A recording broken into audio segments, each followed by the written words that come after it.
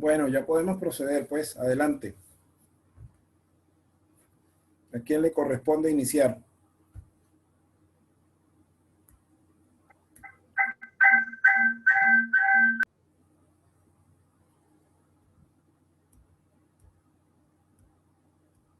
¿A quién le corresponde iniciar?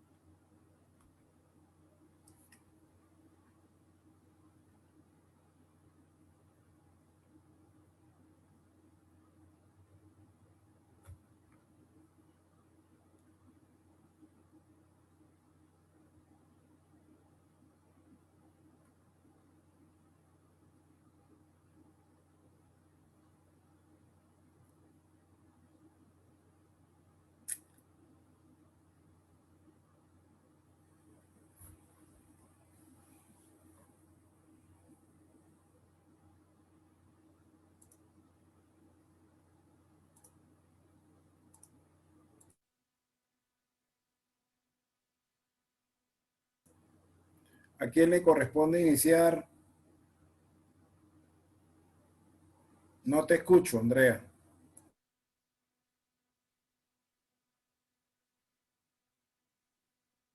Tienes el micrófono apagado. Aló, ¿pero por qué hace eso? Apaga la broma o pega el audífono. Claro, pero no tienen audífonos. Entonces,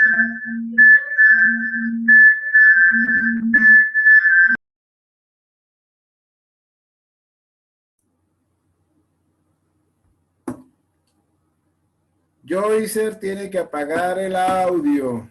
Todos tienen que apagar el audio y solo tiene que tener el audio el que esté con Joycer, Juan. Todos tienen que apagar el audio, excepto el que vaya a conversar.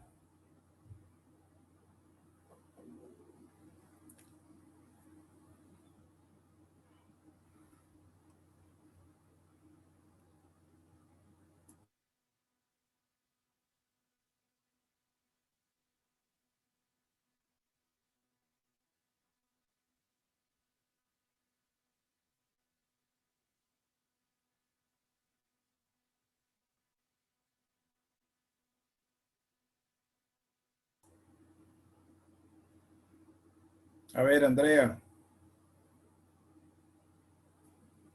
converse, hable para ver cómo se escucha. ¿me escucha, no me escucha? Sí, lo escucho bien, pero Ah, listo, se bueno. escucha muy lejos, pero se escucha bien sin problema. Bueno, empiece, pues. ¿A mí me escuchan? Ajá, yo hice, apague el audio. Voy.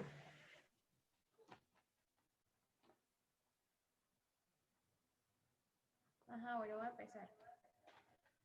Bueno, doctor, buenos días. El tema del que nosotros le vamos a hablar hoy es comisuras cerebrales, líquidos cefalorraquídeos, sistema nervioso periférico y las anomalías de estos tres temas.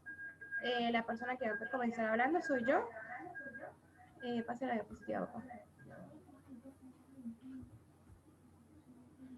Ajá, voy a comenzar hablando de la lámina terminal y las comisuras cerebrales.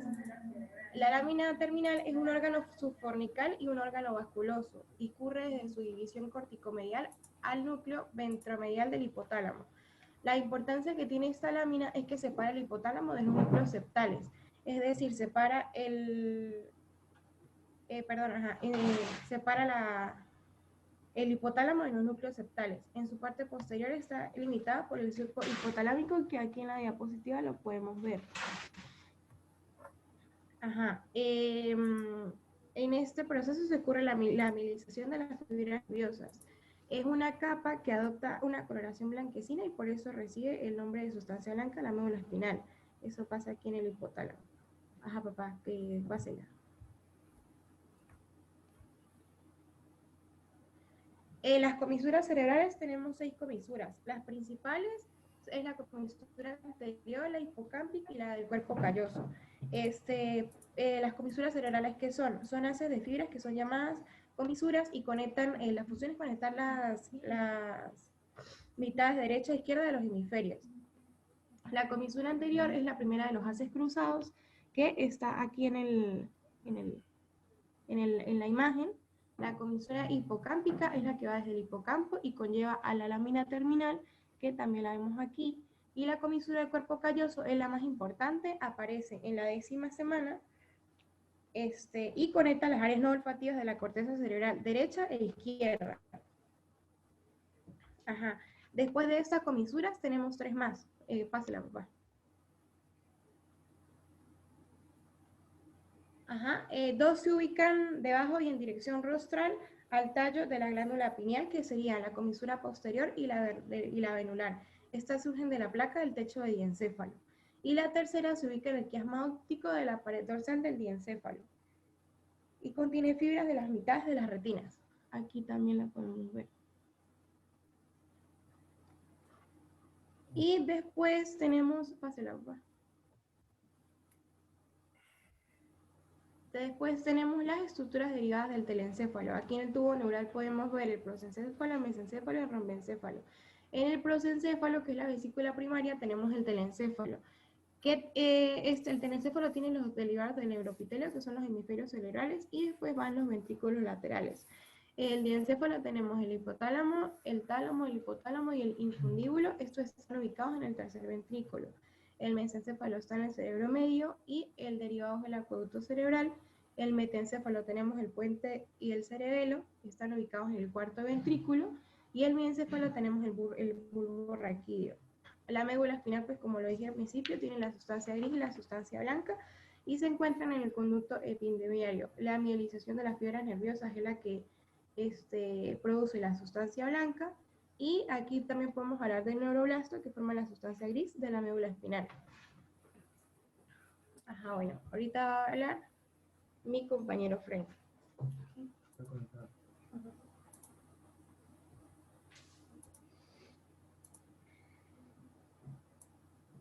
Buenos días, doctor. Buenos ¿Cómo días. estás? Bien. ¿Me está escuchando? Sí, perfecto. Bien, yo le quería hacer una pregunta a Andrea, Disculpe. antes de que sigamos adelante. Ajá. ¿Las comisuras para qué sirven realmente? Para separar el hemisferio derecho e izquierdo. ¿Y para qué más? Las comisuras... conectan las mitades derecha e izquierda de los hemisferios. Claro, eso tiene una función de conexión fundamentalmente. Por eso es que algunas son más importantes que otras, ¿no? Ajá. Realmente, ¿por qué tiene que haber ese intercambio de información? ¿O por qué tiene que haber ese intercambio de fibras entre un hemisferio y otro? Pues, papá, porque un hemisferio cumple una función y el otro cumple otra función. Entonces, es para que... Pues... Bueno, viéndolo desde el punto de vista, es muy sencillo decirlo así. Pero acuérdense que el sistema nervioso central es prácticamente la computadora de todas las funciones que nosotros tenemos, ¿verdad? Y tiene que haber una interacción, tiene que haber un equilibrio. Ajá. Evidentemente no pueden estar sueltos los hemisferios. Tiene que haber una interconexión. Y normalmente la lámina terminal pues es la comisura más importante de todas. Y a su vez la lámina terminal también tiene la importancia de ser formada principalmente por la lámina terminal tiene la importancia de ser formada por estas 3 comisuras, las que usted habló, ¿no? De las del bulbo olfatorio, la del hipocampo, la del cuerpo calloso, ¿no? Eso es importante. La comisura anterior es el bulbo olfatorio, ¿no? ¿Ok? Ajá. Es el bulbo olfatorio. La comisura del hipocampo, del trígono y la comisura del cuerpo calloso son las más importantes que evidentemente están conformando la lámina terminal. Y después están las otras 3 comisuras. La posterior, la venular. Que es la del quiasma óptico, para que no confundan, y la venular. Entonces acuérdense, dentro de las más importantes está la del bulbo olfatorio. Y en las otras está el quiasma óptico. para Ajá. que no vayan a confundir eso, ¿no? Que eso es bastante importante. Ujú. Recuerde que prosencéfalo, mesencéfalo y romencéfalo son vesículas cerebrales primarias. Y por eso después vienen las vesículas secundarias. Fíjense que la médula espinal, a pesar de que forma parte de la médula espinal, está incluida como vesícula primaria y vesícula secundaria, pero realmente no se toma así, ¿ok? Ujú. Bueno, vamos a ver quién sigue ahora. Ajá. Ya, déjenme ver por qué no me pasa la diapositiva.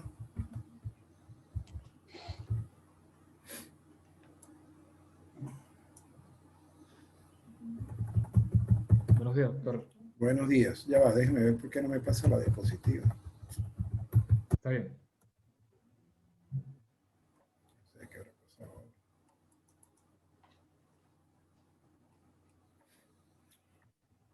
Ajá, listo. Perfecto. Bueno, yo voy a hablar sobre... Ya, doctor. El anterior. Ujú. Sobre los plexos coroideos. La anterior no. Bueno, los plexos por Esta el es la de nacimiento. plexos coroideos. ¿Sí están viendo la lámina? ¿Cómo? ¿Están viendo la lámina? ¿Están viendo la Sí. lámina? El plexo corrido, Sí, sí. doctor. Bueno, entonces proceda, pues.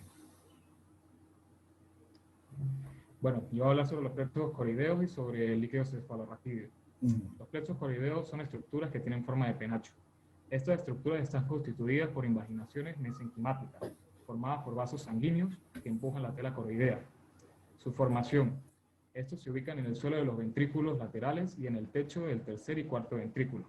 Cabe destacar que generalmente no existen plexos coroideos en el acueducto cerebral y en el conducto epéndimo. Su núcleo está formado por tejido conectivo, capilares y células linfoides, y lo rodea una capa de células epiteliales. Ahora bien, su función. Se establecen 5 funciones. La primera, producción de líquido cefalorraquídeo. Segunda, detoxificación del cerebro, que es la eliminación de sustancias nocivas. Regeneración de tejidos y neuronas. El cuarto punto, la formación de la barrera hematoencefálica, que es como un filtro para los sistemas venosos que van al cerebro, y el mantenimiento de la homeostasis extracelular. La que sigue, doctor, por favor.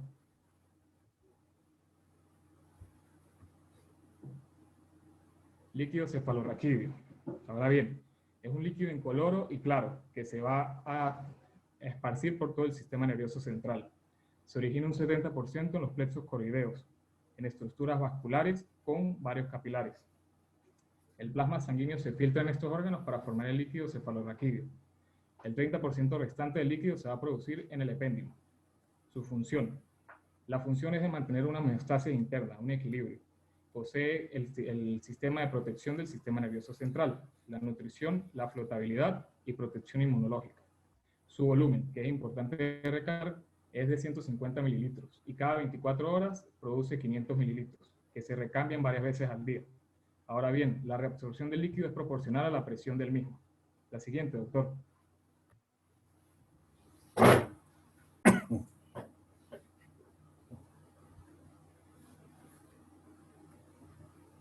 Circulación de líquido cefalorraquídeo.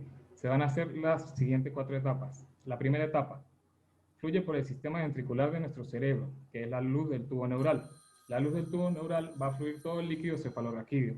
Este líquido en la luz del tubo neural posee unos ciertos nombres dependiendo de su localización en la médula. ¿Qué quiere decir esto?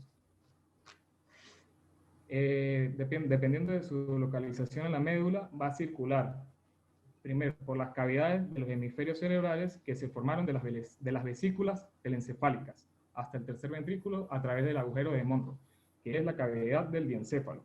Luego, el líquido cefalorraquídeo llega al cuarto ventrículo por el acueducto de Silvio, que es la cavidad del mesencéfalo, para posteriormente esta luz pase al metencéfalo y al melencéfalo.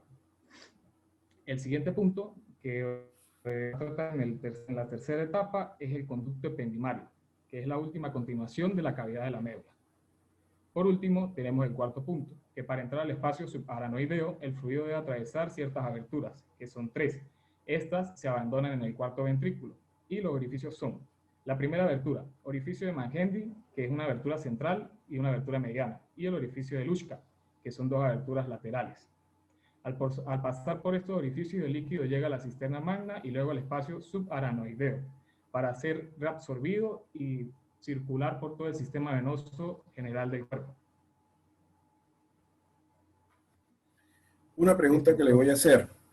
Una pregunta que le voy a hacer. Y esto es una pregunta que tienen que tenerla muy en cuenta porque en el examen se puede confundir. Si yo les pregunto a ustedes, ¿el líquido cefalorraquídeo abandona el sistema nervioso central? ¿Está bien planteada la pregunta?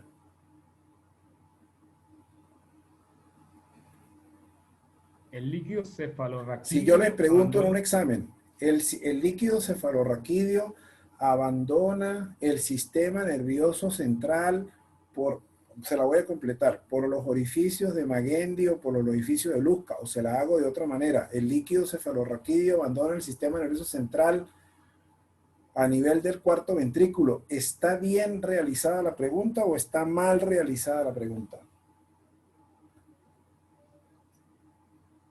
Está bien realizada. No está bien realizada, porque el líquido cefalorraquídeo no abandona el sistema nervioso central. El líquido cefalorraquídeo abandona el sistema ventricular. Entonces tengan cuidado con eso, porque a veces la gente se confunde y no saben que el sistema nervioso central es una cosa y sistema ventricular es otra cosa. Son dos sistemas totalmente diferentes. Lo que tú hablaste de la circulación del líquido cefalorraquídeo está muy bien. Hay un orificio de Magendie, y aquí dos orificios de Luschka. Hubiese sido bonito que hubiesen colocado dos aquí entre paréntesis. Pero acuérdense que el líquido cefalorraquídeo circula es por el sistema ventricular, que forma parte del sistema nervioso central. Entonces, él no abandona el sistema nervioso central, sino abandona el sistema venoso, el sistema ventricular, perdón. Sí, y recuerden que él drena, exacto, y recuerden que él drena para caer a nivel de los senos venosos de la dura madre, ¿no? Tengan cuidado con eso. Bueno, ¿quién sigue?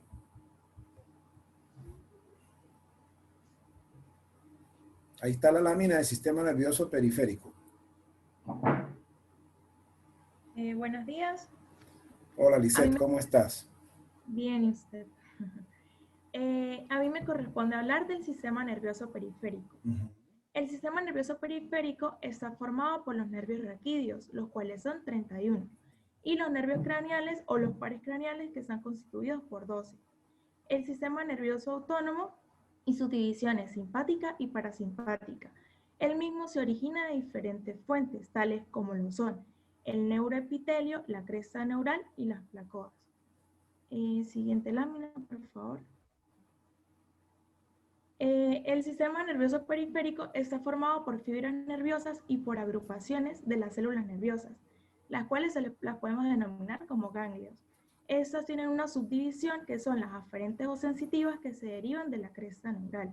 Las mismas permiten la entrada de todos los impulsos nerviosos al sistema nervioso central, tales como lo son el dolor, la temperatura, el tacto, la presión y la sensibilidad. Estas pueden ser somáticas o viscerales. Y las eferentes o motoras del tubo neural, que controla los movimientos voluntarios del cuerpo. Siguiente lámina, por favor. Ajá, ya voy para allá. A ver, Lisette, dime una cosa. Tú me hablas de que está formada por neuroepitelio, cresta neural y placodas ectodérmicos o cervicocraneales, ¿verdad? Bien, ahora, ¿cómo hace un nervio realmente para formarse, si se debe formar? ¿O cuál es el proceso para que ese nervio tome la vía de distribución? Porque acuérdate que después de eso, sería interesante que ustedes más adelante me hablaran de los dermatomos, porque los dermatomos son los que me van a permitir a mí hacer un diagnóstico de cómo está la inervación de los segmentos corporales, ¿verdad?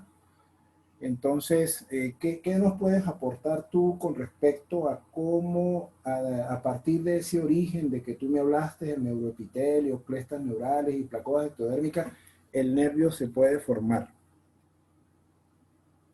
¿Qué Claro, información nos recordemos puedes que el sistema aportar? nervioso periférico se origina de las crestas neurales, ¿sí? Estas crestas neurales se van a desarrollar o se van a originar el despliegue del tubo neural, ¿sí? Luego de que estas crestas es en el proceso de despliegue, se originan las células, ¿sí? Que son estas células se convierten en mesenquimáticas.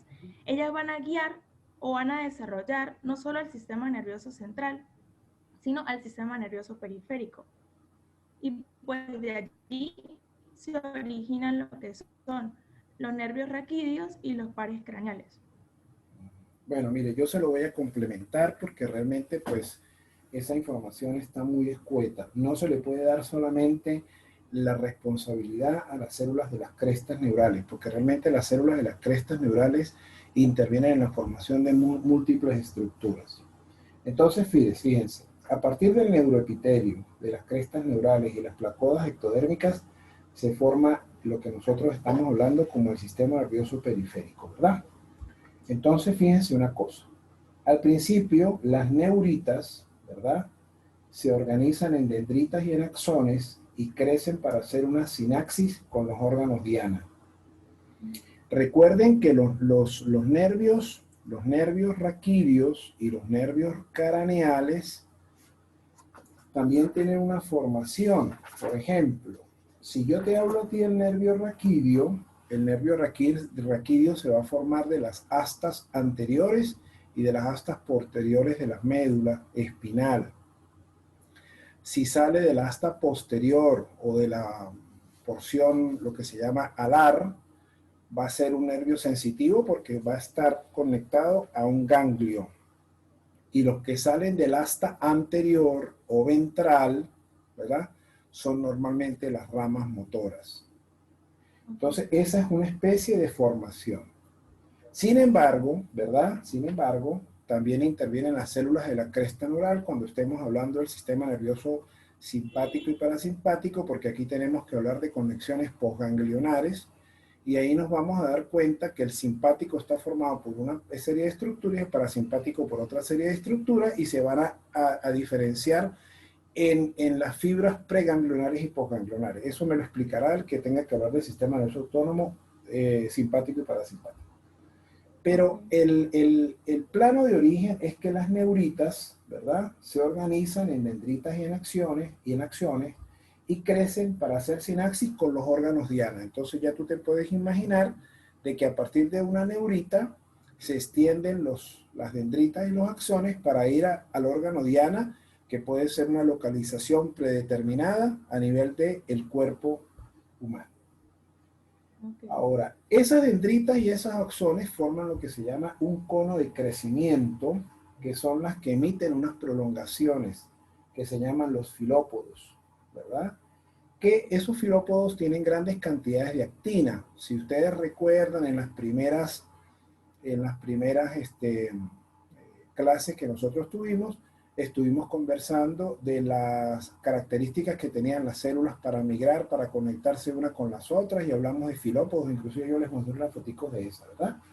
Y eso lo que hacen es explorar la ruta que tienen que seguir, y esas rutas están marcadas por unas moléculas que se llaman atrayentes y repelentes. Las moléculas atrayentes se llaman netrinas, ¿verdad? Y las moléculas repelentes se llaman semaforinas o efrinas. Eso es lo que simplemente le marca a la neurita y al cono, a ese cono de crecimiento, cómo tiene que avanzar, retroceder o cambiar de dirección. ¿De acuerdo? Hay muchas otras moléculas relacionadas en las orientaciones de las neuritas, como por ejemplo el Sony-G-de-Hot y la proteína morfogénica del hueso. El Sony-G-de-Hot es una molécula atrayente y la proteína morfogénica del hueso es una proteína repelente. Por eso ese cono de crecimiento es lo que se denomina el precursor o el pionero, que marca el camino para que los otros axones sigan esa misma línea, ¿ok? Aparte de eso, también interviene fibronectina, laminina, como moléculas atrayentes. Acuérdense que una vez yo les hablé de las caderinas N, que son las neurales, que son coadyuvantes de la migración y alargamiento de las neuritas, y también se producen fenómenos de apoptosis, porque no todos los axones y las dendritas y las neuronas tienen la capacidad de hacer sinapsis en un tejido diana, y entonces ese fenómeno de apoptosis con las moléculas atrayentes y repelentes son las que realmente van a moldear la cantidad final de neuronas que tienen que hacer sinapsis con un órgano diana. ¿De acuerdo? Perfecto. Entonces era importante aclararlo porque si no, entonces después nos vamos a confundir más adelante, ¿ok? Claro. Bueno, adelante. Sigue adelante, vamos. La siguiente lámina, por favor. Ajá, esto ya lo vimos, sí, ¿verdad? Sí. Ajá. Bien. Entonces acuérdate, ¿no? El sistema nervioso periférico es todo lo que tú acabas de decir, pero dependiendo de cómo se forma el nervio, tiene unas ciertas características, ¿de acuerdo? Y también tiene evidentemente, fíjate que tú estás hablando de aquí de células aferentes o sensitivas que están relacionadas con las crestas neurales, ¿ven? Y las eferentes y motoras, que son los movimientos voluntarios del cuerpo. Más adelante les voy a hacer una pregunta también con respecto a eso. Okay. Perfecto, continuamos. La función del sistema nervioso periférico es relacionar los estímulos internos o externos desde el punto de vista morfológico y funcional. Él tiene dos componentes, el sistema nervioso neurovegetativo, que se va a subdividir en simpático y parasimpático, y el sistema nervioso somático, que serían los nervios raquídeos y los pares craneales. Siguiente lámina, por favor. Ok, el origen embriológico del sistema nervioso periférico. La cresta neural. En la cresta neural se va a originar el sistema nervioso periférico. La misma se localiza entre el ectodermo no neural y la porción más elevada de la cresta de los pliegues neurales. El desprendimiento y migración se da en sentido craneocaudal o encefalocaudal. Se extiende desde la región prosencefálica hasta la región caudal. Para emigrar usan un sustrato de fibronectina, lámina y colágeno, como usted mencionó anteriormente, y la potencialidad de las células depende de la programación y de los estímulos de interacción con el medio ambiente. La PMB, ¿Qué es esto, Lisette? Eso es las proteínas morfogénicas de los huesos. De los huesos, no, del hueso. Del hueso. Bueno, la misma interviene en la determinación de las células de la cresta neural. Ella se va a ver como inducida o encaminada por las células, perdón, por las moléculas SHH. Bien, ¿tú qué me podrías aportar sobre la proteína morfogénica del hueso en la determinación de las células de la cresta neural? Bueno, la misma ejerce una función de determinación de la cresta neural y mantiene el ectodermo como un ectodermo superficial. Muy bien, entonces yo te voy a complementar esto con lo siguiente, ¿sí? Bien, la proteína morfogénica del hueso, evidentemente, como tú lo acabas de decir, en esta cita está muy bien, pero hay que aclarar algo. Si la proteína morfogénica del hueso es muy elevada, ¿verdad? Se va a mantener como ectodermo. Si es baja, se va a mantener como neuroectodermo. Y a nosotros no nos interesa para las células de la cresta neural que se mantenga ni alta ni baja, sino el nivel tiene que ser intermedio para que se puedan determinar las células de la cresta neural. Si este nivel no se mantiene intermedio, no hay una determinación adecuada de las células de la cresta neural y por lo tanto va a haber problemas en su migración. Que eso después yo se lo voy a explicar con algo más. Okay. La otra cosa importante que tienes que recalcar es esto, ¿verdad? La potencialidad de las células depende de la programación y de los estímulos de interacción con el medio ambiente. Traten de leer sobre esto porque esto es muy importante, ¿ok? Es muy importante porque actualmente todo lo que se habla de filogenia está relacionándose con la capacidad de potenciación que tiene el medio ambiente. Entonces, esto es un tema que cuando ustedes se gradúen van a ver la importancia que va a tener esto, porque el medio ambiente es un condicionante de muchos problemas a nivel del desarrollo embrionario que nosotros, evidentemente, no tomamos muy en cuenta, pero sí interviene directamente en la programación. ¿Ve? ¿Verdad? Entonces tengan cuidado con eso. Bueno, sigue, pues. Los morfógenos PAC7 se especifican antes de la gastrulación. Los mismos van a dar índice al SNAIL 1 y 2, el cual va a diferenciar las células neuroepiteliales. Muy bien. También es importante recalcar que la cresta neural se considera como la cuarta hoja germinativa. Fíjense lo que estamos hablando hace ratico de esto, ¿no? De los ganglios, ¿no? Okay. Eso cuando hablemos del sistema nervioso periférico lo vamos a tocar. Bueno, cuéntenme, ¿qué más? Ok. Y las células de la cresta neural de igual forma experimentan una transformación epitelio-mesenquimatosa, porque tienen la capacidad de migrar y originar derivados óseos tales como cartilaginosos y cardiovasculares. Y también son importantes porque van a estar a nivel de no solamente la estructura del sistema nervioso, corazón, epidermis, médula suprarrenal, intestino. Bueno, yo creo que adelante ustedes tienen una lámina. Ajá, bien, esta es la lámina importantísima.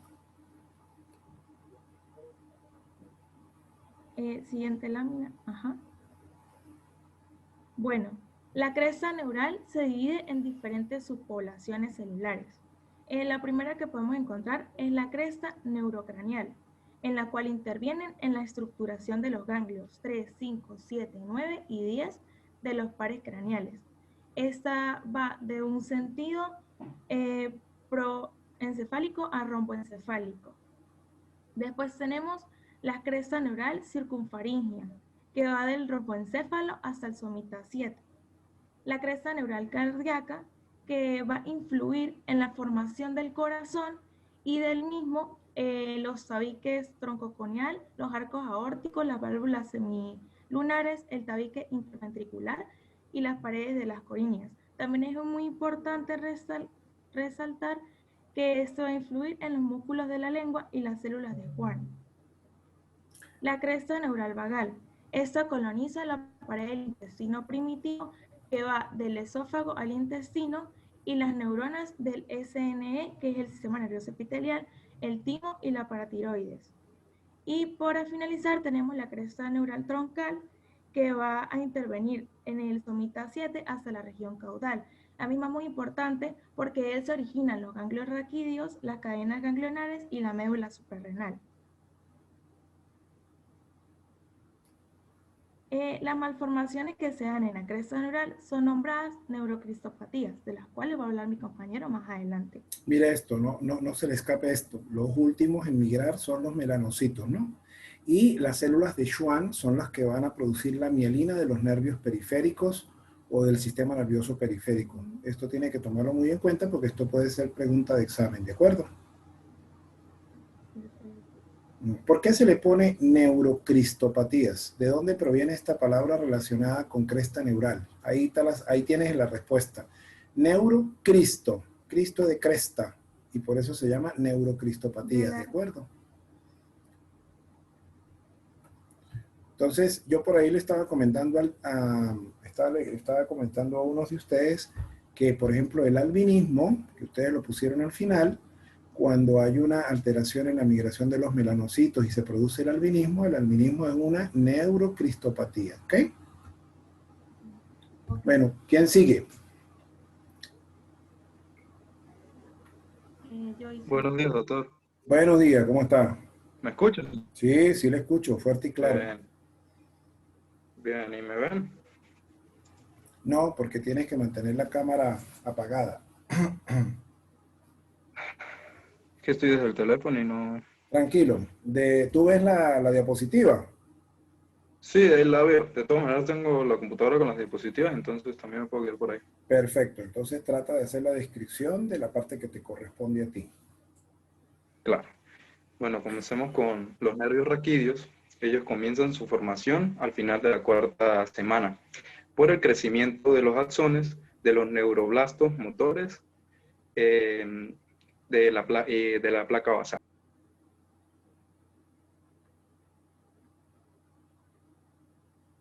Creo que se te fue el audio.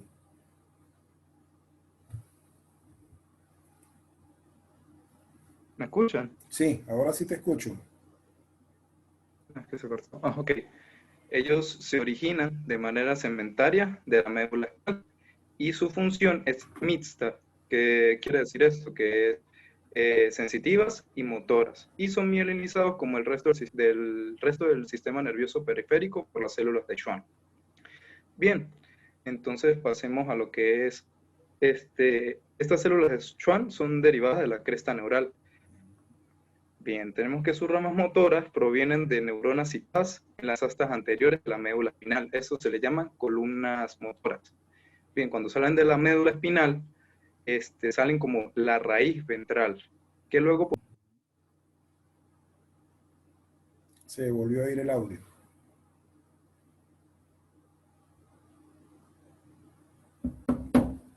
se une a lo que es la raíz dorsal, que también se le llama raíz preganglionar.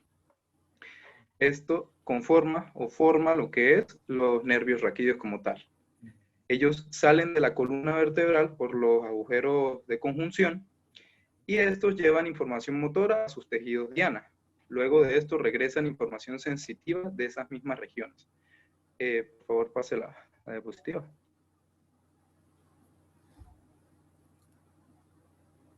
Ok. Regresan información sensitiva de esas mismas regiones, la cual antes de llegar a la médula espinal efectúa una sinapsis en su ganglio raquídeo correspondiente a estas columnas se les llaman columnas motoras. Bien, entonces después de esto tenemos que las fibras sensitivas postganglionares a su vez efectúan una sinapsis en neuronas localizadas en las astas posteriores de la médula espinal. A estas columnas se les llaman sensitivas. Bien, entonces se establecen así los arcos reflejos. ¿Me escuchan? Sí, yo te estoy escuchando, no te preocupes. Ok, sí, es que no internet se mueve. Ya se te fue otra vez el audio.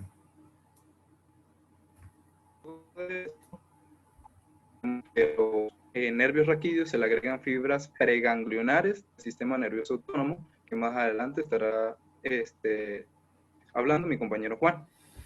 Estos los utilizan para alcanzar sus destinos, los utilizan como medios. Entonces, el origen segmentario de los nervios raquídeos se manifiesta en la inervación sensitivas que ellos hacen a las distintas regiones del cuerpo, a las distintas regiones corporales. Bien, esto se le llama los famosos dermatomos, que nos permite trazar el origen de su inervación y representan una valiosa información clínica en lesiones neurológicas. Procedamos con la siguiente lámina. Bien. A ver, yo quiero que me aclares algo. Okay. ¿Qué es un arco reflejo? ¿Y cuándo se deja de llamar arco reflejo? Los arcos reflejos en sí es un estímulo, que son interneuronas, que son neuronas de asociación. Entonces, las interneuronas se involucran y la información es procesada por otros centros, otros centros de respuestas. Eso es lo que yo tengo. Te lo voy a aclarar, por eso te lo pregunté, porque siempre existe una duda con respecto al arco reflejo. El arco reflejo es estímulo-respuesta y no usa neuronas de asociación, porque cuando se usan neuronas de asociación ya no es un arco reflejo. Entonces fíjate una cosa, vamos a suponer que tú recibas el pullonazo de una aguja. Eso es un arco reflejo. ¿Por qué? Porque es estímulo-respuesta y tú retiras la mano. ¿Ok? Claro. Pero cuando tú ves que algo te va a afectar y tú asocias eso con lo que te va a afectar, ya no es arco reflejo porque ya no es estímulo-respuesta. ¿Por qué? Porque la neurona de asociación permite que tú elabores la respuesta. Entonces, cuando tú elaboras la respuesta, ya no es arco reflejo. Entonces, traten de no confundir eso. Por eso yo le hice la pregunta, porque siempre se produce esa confusión. Cuando uno pregunta, ¿qué es un arco reflejo? Un arco reflejo es estímulo-respuesta, punto de aparte. Pero cuando hablamos de que ya se asocia a esa respuesta una neurona de asociación, la respuesta se hace más compleja y deja de ser algo reflejo. ¿De acuerdo? Ok. Bien, perfecto. Te paso a la otra diapositiva. Sí, de los orígenes de los pares craneales. Muy bien. Bien. Ellos se desarrollan entre la quinta y sexta semana. Ellos son 12 y a diferencia de los nervios raquídeos, que yo, como ya lo había dicho, tienen una organización segmentaria, se originan segmentariamente.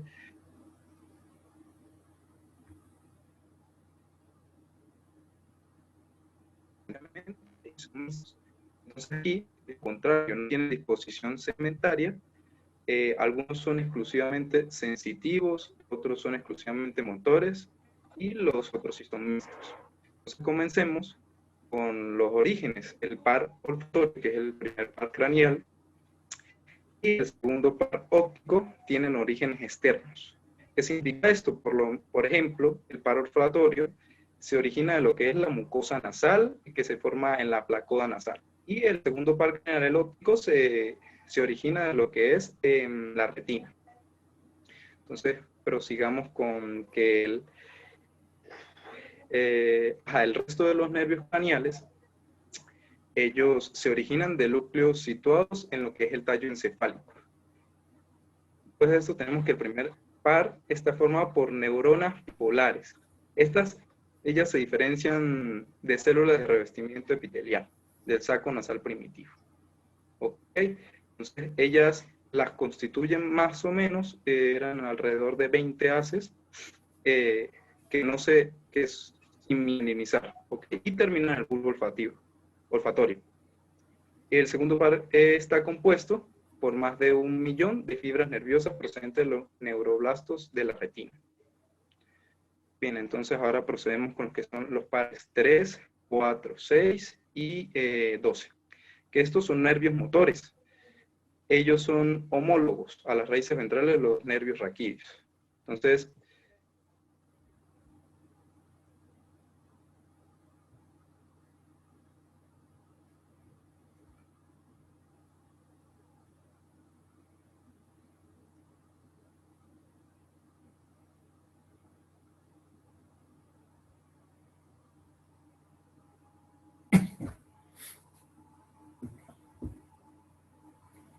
Joycer, se te fue el audio.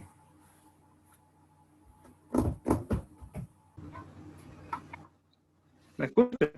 Sí, hubo una, aquí se me complicó la situación. Ok, ¿prosigo o espero que...? No, prosiga, tranquilo, tranquilo. Si quiere, Ok. a ver. Vamos Es a que ver. no se me ven ni las láminas ni nada. Sí, tienes toda la razón. Vamos a ver cómo resolvemos esta situación ahorita. Ya va. Vamos a ver cómo resolvemos esta situación ahorita porque ahora sí, ¿está viendo la lámina? No. Todavía no te sale la lámina. Es que a mí se me cayó el internet y yo creo que sigo sin internet.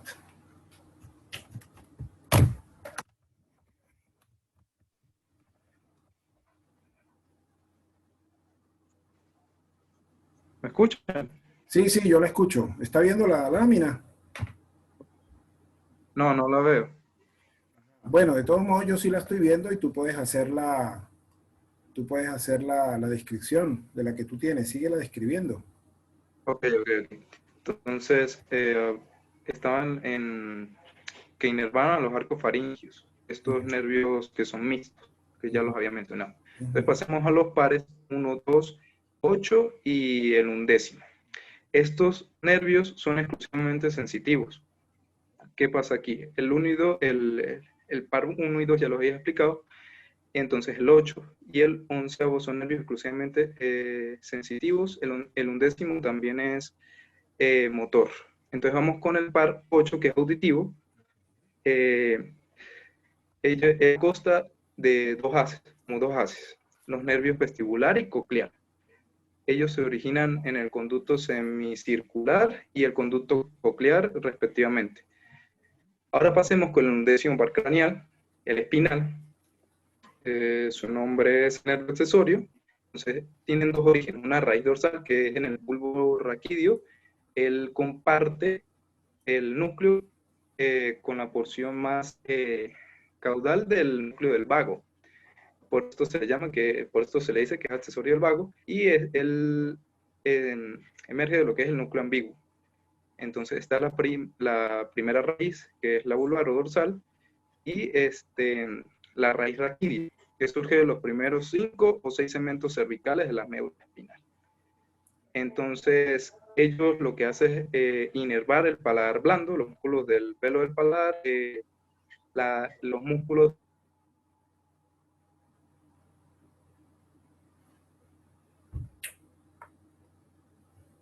del paladar y la el esternocleidomastoideo y trapecio. Bien, entonces tenemos que los ganglios sensitivos del nervio craneales, que son el 5, que es el trigémino, el 7, que es el facial, el 8, el auditivo, y el glosofaringio. Bien, también tenemos el nervio vago, que es el 10. Ellos tienen un origen dual, que son formados por células de la cresta neural y células de las placoas ectodérmicas. Ellas se llaman epifaringias o epibranquiales. Es un total de 4, y entonces ella, en la cuarta semana se observa como un engrosamiento de las porciones dorsales de los surcofaringios.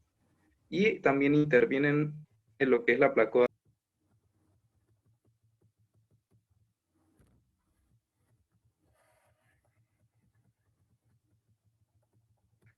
Las placoas de ellos se sitúan en las placoas epifaringias y la placoa del cristal.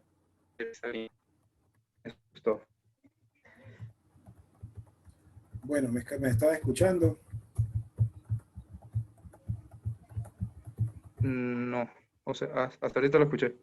Ok, ¿me escuchas ahora? Ahora sí. Bien. Al principio, tú dijiste algo sobre que los nervios se forman del tallo encefálico. Recuerda una cosa, ¿no? Recuerda que embriológicamente el tallo cefálico es una parte del sistema nervioso central.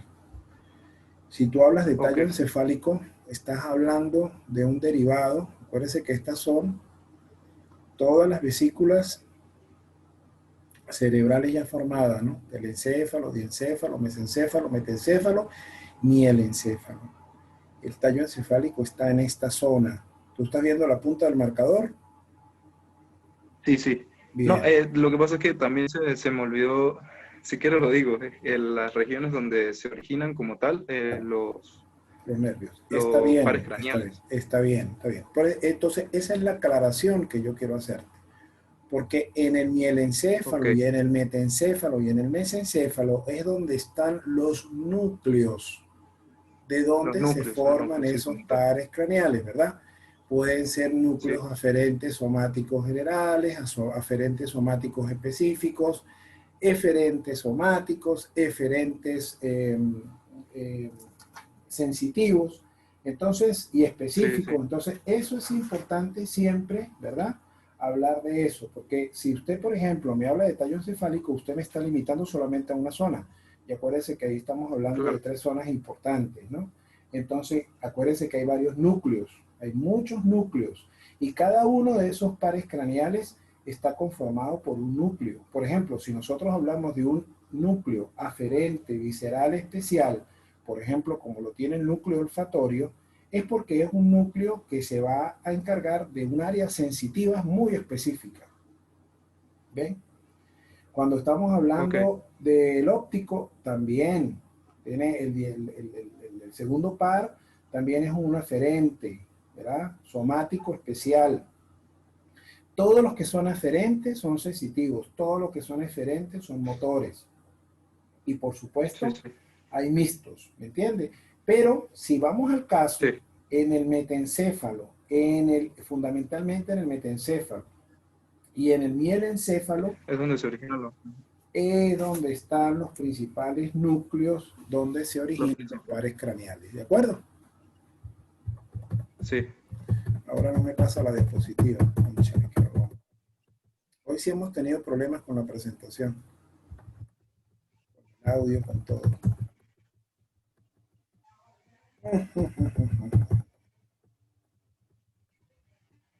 Déjeme revisar a ver qué fue lo que pasó aquí.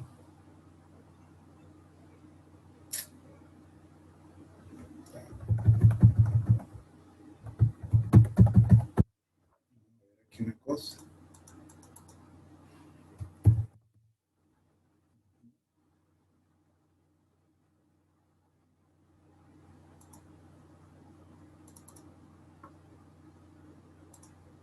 Vamos a volverlo a...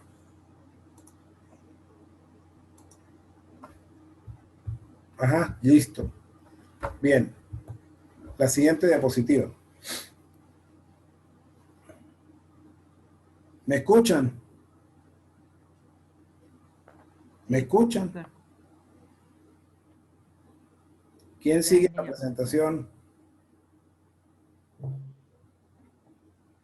Bueno, mi nombre es Juan Guerra y yo le voy a hablar sobre el sistema nervioso autónomo. Ok. El sistema nervioso autónomo, ¿me escucha, doctor? Sí, sí, escucha un poquito más fuerte para... Yo te escucho muy bien, pero acuérdate que como esto se está grabando, es importante que hables un poquito duro para que los muchachos puedan escuchar la presentación cuando la montemos en YouTube, ¿ok? Ok, doctor. Debemos conocer que el sistema nervioso autónomo es la parte del sistema nervioso periférico, el cual asume las funciones involuntarias del organismo, entre las cuales tenemos las actividades de las glándulas, la movilidad del aparato digestivo, la función cardíaca, el tono vascular, también la función de las glándulas sudoríparas, entre otros. Debemos entender que el sistema nervioso autónomo está compuesto por dos tipos de sistemas, los cuales el sistema nervioso simpático y el sistema nervioso parasimpático. Tenemos entendido que el sistema nervioso simpático está compuesto por lo que es la parte dorsal y lumbar, y el sistema nervioso parasimpático compuesto por lo que se denomina craneal sacro. Tanto el sistema nervioso simpático como el sistema nervioso parasimpático están compuestos por ganglios y por dos tipos de neuronas, las cuales son las preganglionales y las postganglionales. ¿Puedo continuar, doctor? Sí, claro. ¿Quiere que le pase la otra lámina? ¿Esta? ¿O esta Sí, ya la dijo? sí, ajá. ¿Esta está bien? Ok. Sí, señor. Ok. Ok. El sistema nervioso parasimpático, también llamado cráneo sacro, se relaciona con las funciones viscerales anabólicas. Sus componentes son un componente craneal y un componente sacro. Los componentes craneales están representados por los nervios craneales y el componente sacro abarca lo que es de C4. Como sabemos, las neuronas preganglionales se localizan en la columna visceral eferente a nivel de lo que es el mesencéfalo, metencéfalo y el mielencéfalo. Y la columna intermedio lateral de los segmentos sacros de la médula espinal. Ajá. Como punto más importante de recognición simpático tenemos que él es un derivado de la cresta neural y él presenta la característica de que él va a inervar estructuras las cuales se encuentran en áreas vecinas a él. Por lo tanto, las fibras nerviosas preganglionares son muy largas y las fibras nerviosas postganglionales son cortas. En este sentido, tenemos lo siguiente. Las fibras preganglionares de los nervios craneales 3, 7 y el noveno par craneal hacen sinapsis en lo que son los ganglios parasimpáticos. Y de ahí, gracias a sus fibras postganglionales es que se van a llegar o van a tener una ruta para alcanzar lugares específicos en la cabeza. Cuando nosotros hablamos del décimo par craneal, tenemos que entender que el décimo par craneal se me va a fusionar con lo que son las fibras sensitivas y motoras propias del nervio. Y va a ser sinapsis con los ganglios o plexos entéricos, parasimpáticos, derivados de la cresta neural vagal. Sus ganglios postganglionales me van a inervar los siguientes órganos, los cuales son el riñón, las gónadas, el corazón, el pulmón, el hígado, las glándulas suprarrenales. Cuando tenemos que también recordar que el nervio vago también inerva ciertas estructuras del encéfalo.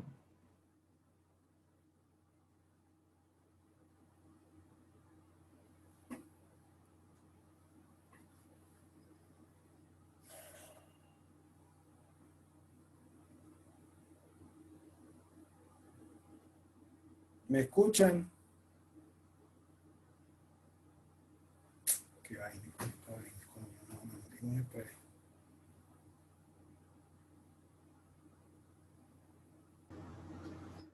Ya va, espérate un momentico.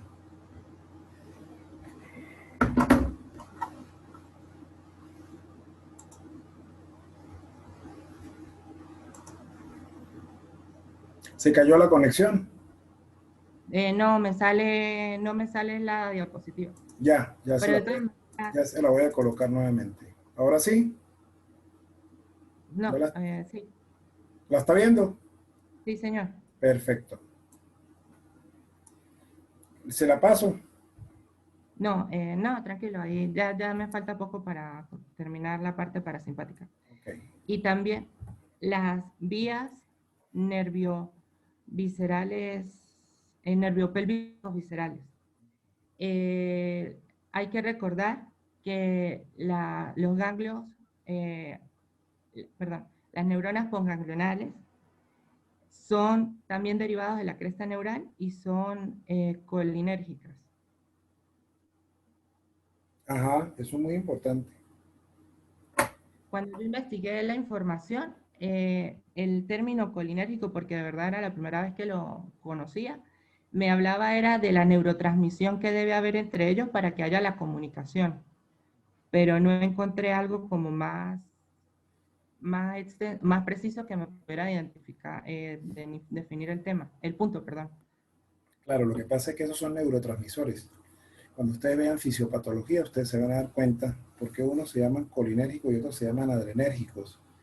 Y por qué, evidentemente, el sistema nervioso simpático utiliza el neurotransmisor colinérgico y no utiliza el neurotransmisor adrenérgico. Porque el simpático utiliza el neurotransmisor adrenérgico debido a que el simpático es el sistema nervioso autónomo relacionado con el estrés. Entonces, el estado de alerta tiene que ser inmediato, mientras que el sistema nervioso parasimpático es mucho más lento y se encarga de las funciones vegetativas, llamámoslas así, del organismo, ¿me entiende? Peristaltismo del colon, latido del corazón, secreción de las glándulas. O sea, él es el que nos trata de llevar a nosotros dentro de la armonía para que todos los órganos funcionen, podamos respirar, ¿sí me entienden? Pero cuando hablamos de simpático, el simpático es muy violento. Y por eso es que cuando el sistema nervioso simpático se activa, a usted le dan ganas de llorar, empieza a sudorar, se le sube la temperatura, le da taquicardia, empieza a hiperventilar, se le pueden relajar los esfínteres. ¿Ok? Okay. Esa es la causa. Déjame un momentico a ver qué fue lo que pasó. La diapositiva que viene era una diapositiva que soportaba esto que acabamos de hablar. Acabé de decir, pero ya me ve todo en esto. Ok, déjame buscar nuevamente la presentación pero la vamos a sacar de aquí.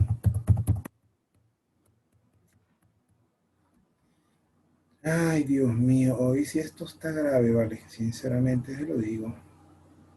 Puede ya pasar a la que es sistema nervioso simpático. Claro, es que eso es lo que quiero hacer, pero no me lo permite, no me lo permite esto. Déjame ver a ver cómo hacemos aquí.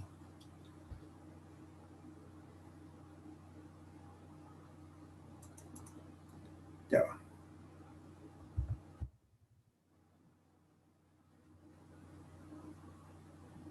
Esta es la que tú dices. La siguiente, la que sigue. Ya voy. Ya voy.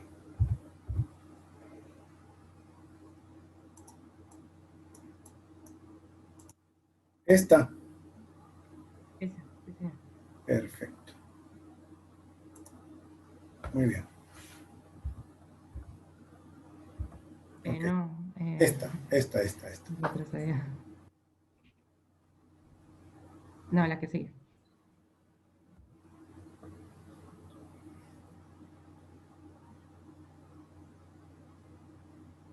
Esa.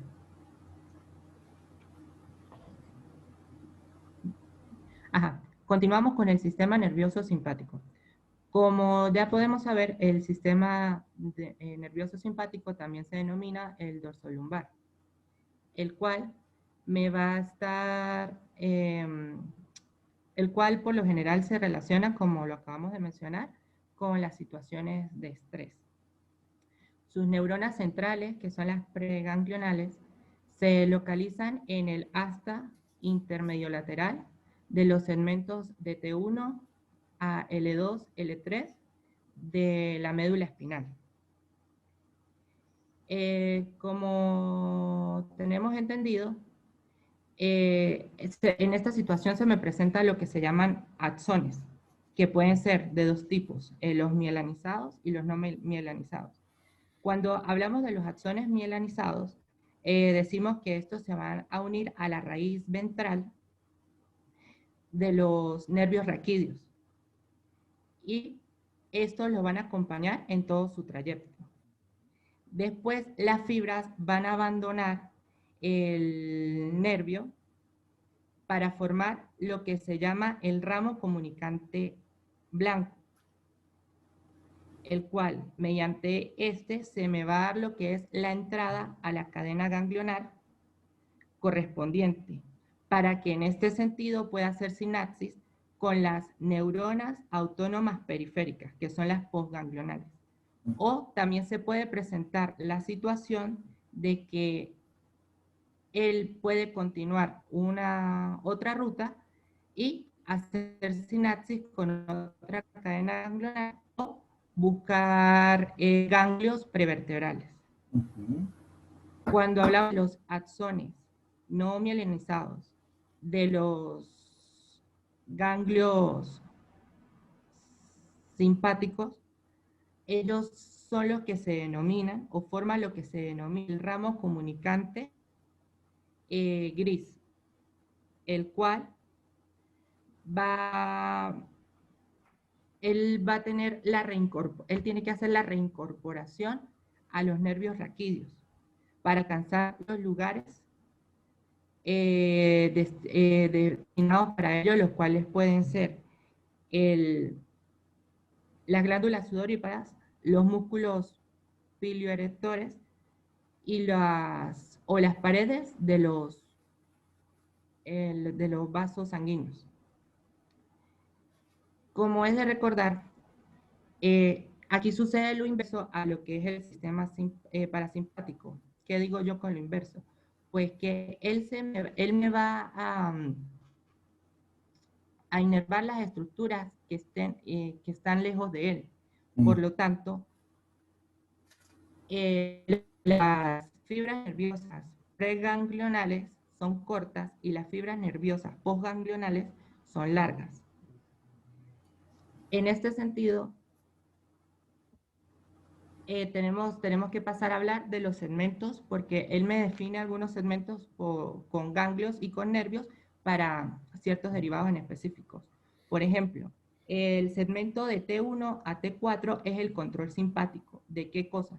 De la tráquea, del corazón, de los pulmones, de las glándulas lacrimales, de la mucosa oral y faríngea y del músculo dilatador de la pupila. Cuando yo voy al segmento T5 a T9, me rige lo que es el nervio visceral mayor con el ganglio, si mal no estoy, creo que es... El plexo celíaco del intestino anterior. Ajá, el plexo ciliaco, el cual él me va a inervar lo que es los derivados del intestino anterior. Perfecto. Cuando yo voy o cuando observo el segmento de T10 a T11, él está con el nervio esplánico menor y el ganglio ortorrenal. Y me va a controlar lo que es el riñón y lo que es la suprarrenal. Cuando yo voy al segmento T12, él no me presenta ningún nervio, sino sencillamente se va directo al ganglio mesentérico superior y me va a inervar lo que es el intestino medio. Y en el segmento final, que es del L1 a L3, él me está con el nervio esplánico lumbar y con el ganglio mesentérico inferior para inervar lo que es el intestino caudal.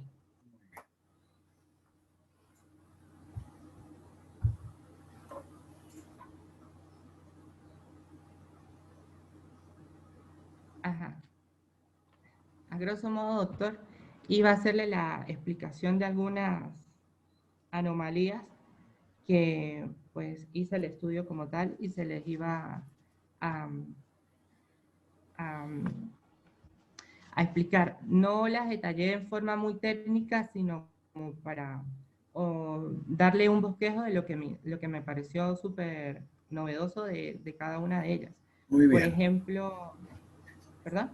Muy bien, adelante. Por lo menos cuando yo consulté la espina bífida, ella me dice que ella presenta una anomalía de lo que es la médula espinal.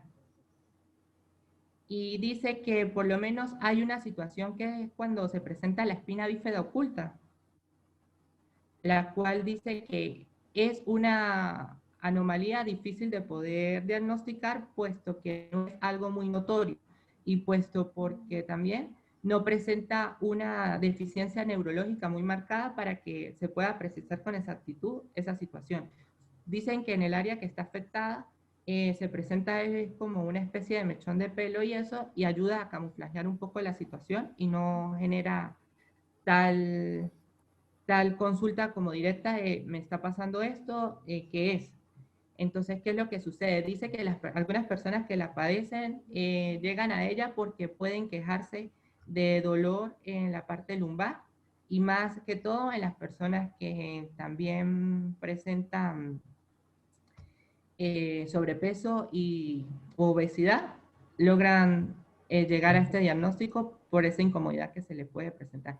Ella se puede presentar a lo largo de la columna vertebral, pero por lo general siempre ataca la zona lumbosacra. Cuando voy a la parte del meningocefalocele occipital, observé que esta es una anomalía bastante de cuidado. ¿Por qué?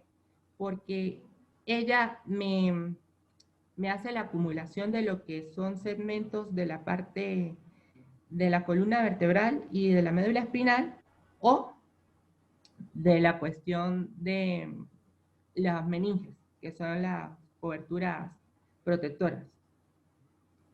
Pasa lo siguiente en esta situación. El meningocefalocele, o por lo que yo pude leer en la información, es que o me presenta una situación que es el de la acumulación de la médula y de la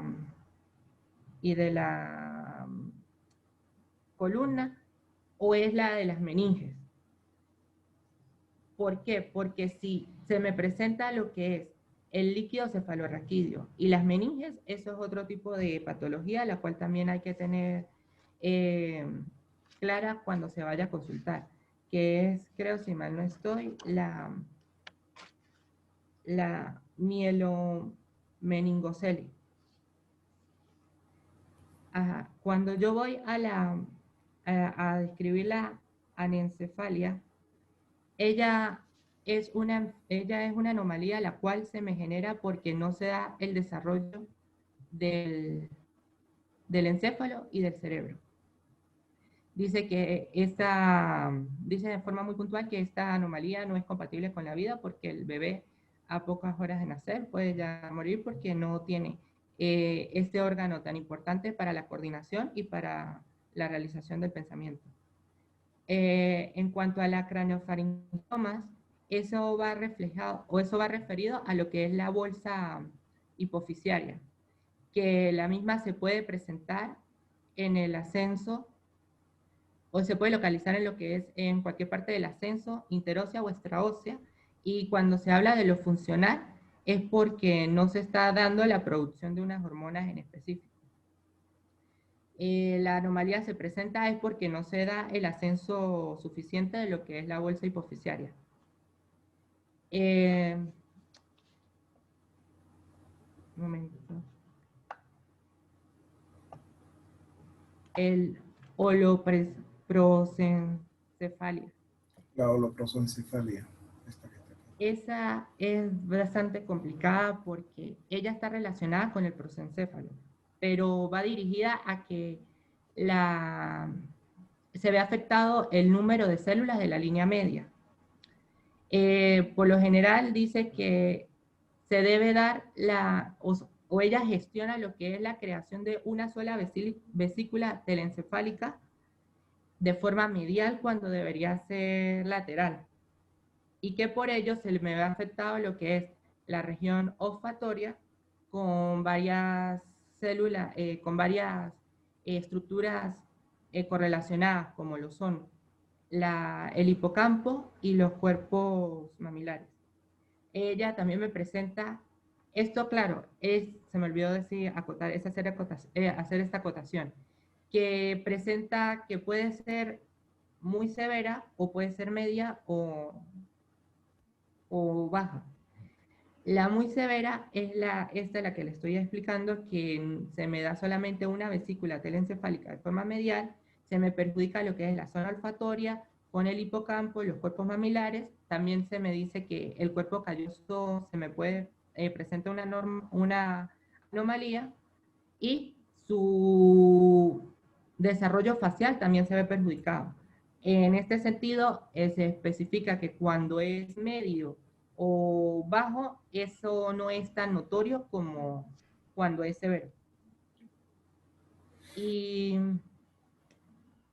creo que hizo falta de la hidrocefalia, que es punto referencial para esta situación, porque sencillamente la hidrocefalia es la acumulación de líquido cefalorraquídeo que hace que la cabeza crezca, la cual puede ser porque no hay una absorción de la misma o porque la circulación está detenida por la obstrucción de lo que se llama el acueducto cerebral. La primera de estas se conoce con lo que es no comunicante o externa, y la segunda, que es la obstrucción, es lo que es no comunicante e interna. Dice que se pueden aplicar, o sea, el tratamiento es poder desplazar cierta parte de ese líquido a otras cavidades, que en estos casos pueden ser el sistema venoso o la cavidad peritoneal. Si mal no estoy.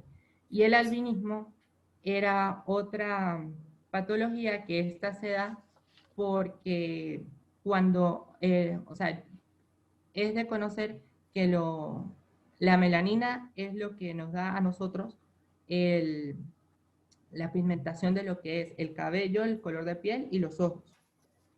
Las células que las producen son las últimas células en emigrar de la cresta neural troncal. ¿Y qué pasa?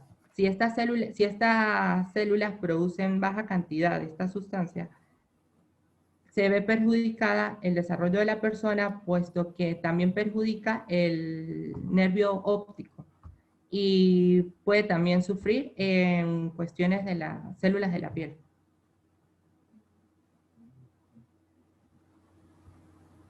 ¿Listo? es todo, doctor. Bien. Bueno, mire, en el caso de la aloprosencefalia, aquí hay casos mucho más severos donde los dos ojos están unidos a nivel de la línea media y donde la probóscide de la nariz está aquí en la frente, ¿no?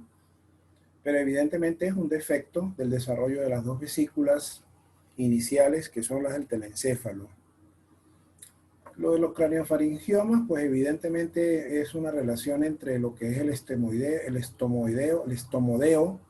y evidentemente la bolsa de Raque con la vaginación, y claro, evidentemente al no formarse una hipófisis en condiciones adecuadas se van a afectar una cantidad importante de las funciones endocrinas. Eso es muy importante. Bien. Mira, ahora no me da para atrás sí, aquí está. Perfecto. Hay que tratar de ver aquí, en esta lámina, ustedes colocaron, claro, esto es un error represcutado y es representado, ¿ok? Tienen que tener mucho cuidado con, con la presentación. Yo voy a dejar voy a detener la grabación y vamos a tratar de ahora conversar fuera de la grabación y